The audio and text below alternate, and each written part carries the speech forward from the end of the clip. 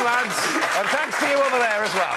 Right. Well, come on. We know Spandau Ballet. Who on earth were you being mistaken for? Have a guess. No one, is there? Well, no one. we've got Rick Astley Never gonna teed give up. you Is up. it him? Yeah, Rick Astley. Tremendous. Absolutely Tremendous. convinced. Hey, no, Look. to be fair... It's striking, isn't it, the I resemblance? tell you what, so this was in Singapore. I was on my way to... No, I was on my way home. Anyway, I've got relatives in Australia. Right. Me and my sister were in a shopping centre in Singapore, and these schoolgirls and one schoolboy, who looked a bit put out, were absolutely adamant, despite all denials, that I was Rick Astley. Now, of course, I would have just happily signed and moved on. There you go. Well, he's back, so brace yourself. Love Rick. And Martin, how about yourself? I mean, Who have you been mistaken for? I live, me and Gary live with each other all the time, because all that happens is someone comes up to me every day and says, oh, it's Gary Kemp. It's a nice Martin Kemp. Oh. And it happens to Gary and, you know... Yeah, but look, I mean, you are pretty identical. Yeah, of course. Yeah. We're only 2 years apart. Two hotties. Well, I mean, we played twins, didn't we? Famous twins. Yeah, for Great sure, twins. for sure. So, yeah, we look alike. Now, is it right, Martin, that you have seen Alan many times at the Arsenal match? At the Arsenal, yeah, waiting outside, strangely. But you've We never passed, seen but Martin? I've always got a hood up and trying to sneak in, and Alan is completely on show, a complete gooner, aren't you? Were you ever aware of what he Martin's does presence? is when he goes by, he's always humming a Spandau Ballet tune. So you always know he's coming. Next time you could just meet up and There you go go. Well, you together. can- Yeah. No, I'm in the cheap seats. Alan's got the... Nonsense. I won't have that. Lovely. Well, we're going to chat to you more before 8 o'clock. Loads stuff up for you. Now, if we told you prisoners in the UK were being given ladders and scaffolding, you might start to worry that they plot in their escape. But it's all part of a scheme to tackle the number of reoffenders in British prisons. Yes, now, Raphael Roth, former prisoner turned reporter, has been to see one of these schemes in action.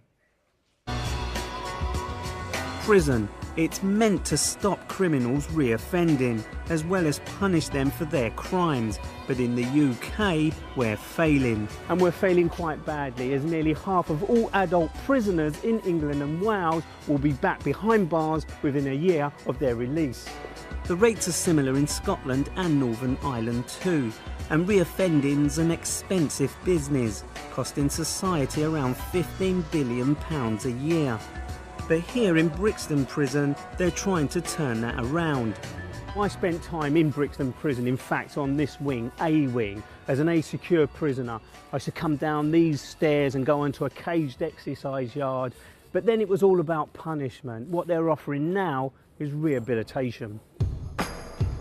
Prisoners here are offered the chance to train as scaffolders. On the outside, newly trained scaffolders are paid around £80 to £90 a day, an incentive to stay on the straight and narrow. Arjun Patel is one prisoner hoping to make the grade. He was given a 2-year sentence last year for handling stolen goods. I'm using my time constructively. It's nice to be around good people that you can learn off. You know, we're not all bad people. We all work as a team when we're working. How can we be sure you're not coming back to prison again? Because now that I've got my skills in scaffolding, I think I'd like to put them into practice. Funded by property company Land Securities, the scheme's a UK first. It's run by the charity Bounce Back, who specialise in helping prisoners train for and find work.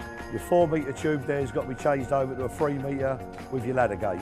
Trainer Mark, known as Scaff, has 25 years' experience as a scaffolder and comes in 5 days a week. The route we take in here is no different to how it is outside on a construction site. We show them the same way, we talk to them the same way. If it's raining, we still ask them to come out and work through the rain. If it's on site, you would do the same thing. What's the big incentive? I mean, apart from getting out of their cells. You get the odd one, that'll be their incentive.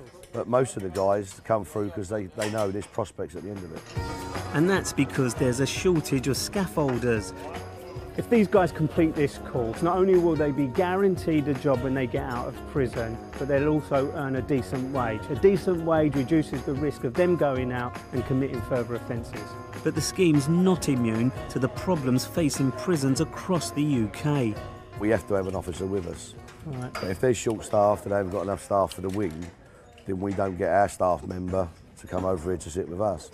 And if that's the case, then these guys have to go back and they lose out on a day's training. And it's not just a pipe dream, the jobs are real. I've come to meet one of Brixton's graduates.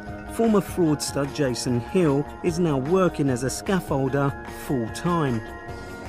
And guess where he's putting up scaffolding? Here at Scotland Yard. You just couldn't make this up. Jason, good to meet you. You've been given an opportunity. How has it changed your life? Well, I mean, before even though I'd come out, I'd try and get work. The work would sometimes be very few and far between, and then the bit where I wasn't in work was where I used to get myself into crime, do a little bit of dodgy things, and by coming out and doing this, I've been given the opportunity to support my family, actually be a provider, get up for work every day and know that my job is stable and long term. The project can only work if employers are willing to take a punt on ex-offenders. The stats show that 6 out of 10 employers automatically exclude anyone with a criminal record. But for Managing Director of scaffolding company Alandale, Matthew Warner, the new recruits are filling a skill shortage. There's loads of work going on at the minute, but there's a shortage everywhere of good staff. We expect the same from everyone, you know. They've all got to work the same, they've all got to turn up on time, and they've all got to work safely or they haven't got a job with us. And is the pay good? I mean, do these guys earn proper money? They're not being exploited? No, they get paid the same as everyone else. Of course, this scheme can't solve our high reoffending rates on its own, but Matthew's certain it is making a difference. There's another 4 or 5 that should be coming out just after Christmas, that'll be 10. We talk this time next year, could be 20, 30, 40 that I don't think will go back into reoffending. And Jason too is certain his life's changed for good. Do you think you'll ever go back to committing crime now you've been given this opportunity? Absolutely never. Hand on my heart, there'll be nothing that'll make me go back. I love my job, I love my family, I love the person who I am now, not the person I was. Well, Raphael is here now.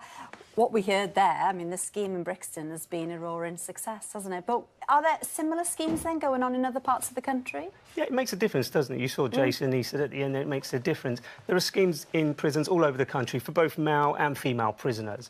Some of them are not all to do with scaffold in the construction industry, but there is a skill shortage in the construction industry. So Land Securities, Alandale, the companies that have gone into Brixton specifically to set up this scaffolding scheme was because there is this shortage. What's really interesting is big brand companies, Marks and Spencer's, Greggs, the Co-op, employ ex-offenders. In fact, Timpson's, one of our high street retailers, they cut keys, they fix the soles on your shoe when they fall off. They recruited up to 450 prisoners to come and work, ex-prisoners and prisoners to come and work with them. They go into prisons, they run workshops to train prisoners. So they are the biggest employer of ex-prisoners and people with convictions. Virgin have just employed people to work on their West Coast trains. They go into prisons and actively recruit every few months prisoners who are about to be released to come and work with them. So a really good scheme. And do you see this as a bit of a game changer? Because this is about businesses going in. This is not a government scheme, is it? It's not a government scheme. The government have a role, of course. They've got to allow these companies to go in. Yeah. Yes, that is the game changer. When Marks and Spencer's invest in training prisoners and give them a job, and that's what it's about, guaranteed jobs when they come out of prison, because you can train as many prisoners as you want. If you don't give them a job when they come out, then they could go back to square one. For example, you look at the conviction rate, 60% of prisoners reconvict after 2 years of being released. Guys that come out and girls that come out that have jobs, that reduces to half. Now, that's significant. Yeah, that's a good statistic. It is a big figure. And, I mean, obviously, Raphael, you've seen all the news headlines, you've heard what's been going on in the prisons recently, a lot of bad press, you know, overstretched to their limit, all sorts of threats going on within prisons. So are our Justice Department doing enough at the moment to cover this and address these issues? It's a difficult one, isn't it? Because they've just announced these game-changing reforms. They've talked about introducing an extra 2,500 prison officers. Why are they needed? Because more and more prisoners are being locked up because there's not enough staff to allow them out of their cells to do meaningful work and activities, which is key to rehabilitating prisoners. But what I think is the most important change is giving governors of prisoners, so these are the guys and girls who run these establishments, the autonomy to spend their finances how they want.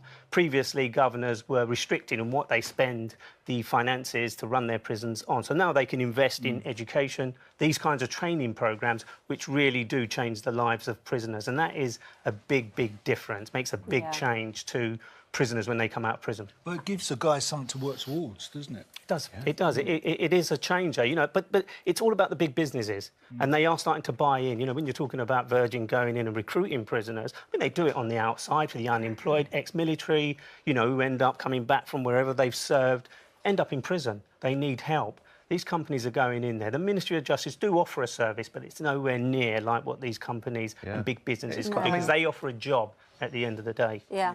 Do you think personally then that this white paper covers enough? Look, I spoke to the Prison Reform Trust, who are big on issues to do with... They think too many people are being sent to prison in the first place. Prisons are overcrowded. So that's the first thing that needs to be done to stabilise a breaking system. And the system is broken. We've seen it, haven't we? The riots you mentioned, the inmates, violence and that sort of stuff. For me, I go back to that point, it's about big businesses. They have to work, you know, because these schemes will only be successful when they go in and offer people jobs, real jobs. So I think that's where the change comes. I mean, it's a no-brainer, isn't it? You'd think if it's as simple as that, it would be already achievable. But we've got 80,000, 85,000 prisoners in our system. And this is offering jobs to 5 here, 12 there, 10 there. You need thousands and thousands to come out with jobs. But it's paving the way, isn't it? It's paving the way. Yeah. Thanks, Raphael. Thanks. Thank you. Now we're going to stay on the subject of crime fighting now, but the fictional type, because Jonathan, Craig, Alan, you are back in a Christmas special playing the